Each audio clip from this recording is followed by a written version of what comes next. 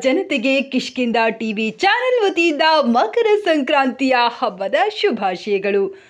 ಗಂಗಾವತಿ ಸಮಸ್ತ Kishkindha TV channel ವೀಕ್ಷಕರಿಗೆ ಹಾಗೂ ನಾಡಿನ ಜನತೆಗೆ ಮಕರ ಸಂಕ್ರಾಂತಿ ಹಬ್ಬದ ಶುಭಾಶಯಗಳು. ಸಂಸ್ಥಾಪಕ ಅಧ್ಯಕ್ಷ ಸೈಯದ್ ಅಲಿ ಶುಭ ಕೋರಿದ್ದಾರೆ.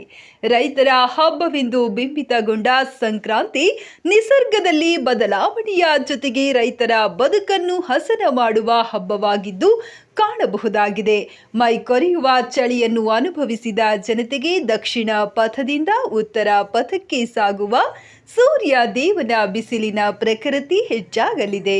ಈ ಹಿನ್ನೆಲೆಯಲ್ಲಿ ಸಮಸ್ತ ನಾಡಿನ ಜನತೆ ಸುಖ, ಶಾಂತಿ, ಸಮೃದ್ಧಿ, ಆರೋಗ್ಯ ಕರುಣಿಸುವಂತಾಗಲಿ ಎಂದು ಹಾರೈಸಿದ್ದಾರೆ.